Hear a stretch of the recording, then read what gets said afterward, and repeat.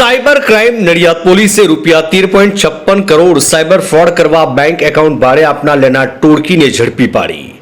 Nadiad cyber crime પોલીસે રૂપિયા 13 કરોડ 56 લાખથી વધુની રકમની સાયબર ફ્રોડ કરવા તેના નાણાંની આપ-લે કરવા બેંક એકાઉન્ટ ભાડે આપનાર તેમજ બેંક એકાઉન્ટ ભાડે રાખનાર ટોળકીના 5 આરોપીઓને ઝડપી પાડવામાં સફળતા મેળવેલ છે.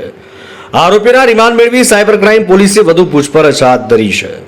ખેડા જિલ્લાના નાગરિકો સાથે થતા સાયબર ફ્રોડના ગુનાઓ બનતા અટકાવવા cyber crime police station Nadiad દ્વારા જરૂરી કાર્યવાહી હાથ ધરાઈ. જેના ભાગરૂપે મહેમદાવાદ ખાતરજ ચોકડી પાસે આવેલ સ્ટેટ બેંક ઓફ ઇન્ડિયામાં એક મૂલે બેંક એકાઉન્ટ મળી આવ્યું. જે બેંક ખાતાની તપાસ કરતા તેમાં ભારતના અલગ અલગ રાજ્યોમાં સાયબર ફ્રોડનો ભોગ બનેલા લોકો પાસેથી ગુનાહિત કાવતરાના ભાગરૂપે છેતરપિંડી કરી કોઈપણ રીતે સાયબર ફ્રોડના નાણાં ઓનલાઈન કુલ 13 કરોડ 56 લાખ 4,893 જમા કરાવી આગળ તેમાં મળતિયા બેંક ખાતામાં ઓનલાઈન ટ્રાન્સફર કરી મોકલી આપ્યાની હકીકતો મળી. જેથી સાયબર ક્રાઇમ પોલીસ નડિયાદે ગુનો નોંધીને તપાસ હાથ ધરી. જેમાં વાંધાજનક સ્ટેટ બેંક ઓફ ઇન્ડિયા ખાતરજ બ્રાન્ચ એક્ટિવ મૂલે બેંક એકાઉન્ટમાં સંડોવાયેલ વ્યક્તિઓની તપાસ કરતા સ્થાનિક તથા સુરતના રહેવાસીઓની સંડોવણી મળી આવી.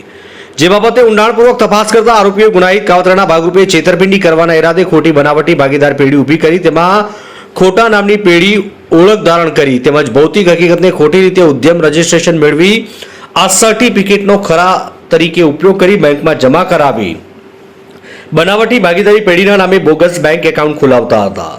સાયબર ફ્રોડમાં લોકોના ગયેલ રૂપિયાની આપ-લે કરાવવા બેંક ખાતું ઓપન કરાવી ઇન્ટરનેટ બેન્કિંગ શરૂ કરાવી તેનું ઓનલાઈન બેન્કિંગ એક્સેસ અને અન્ય વ્યક્તિઓને આગળ આપી કમિશન પેટે મોટી રકમ કેશથી મેળવતા હતા. જે સંબંધે 5 આરોપીઓને શોધી કાઢીને અટક કરી હતી. આરોપીના રિમાન્ડ મેળવી સાયબર ક્રાઇમ પોલીસે વધુ તપાસ હાથ ધરી છે. આણંદથી બસર મલિકનો રિપોર્ટ.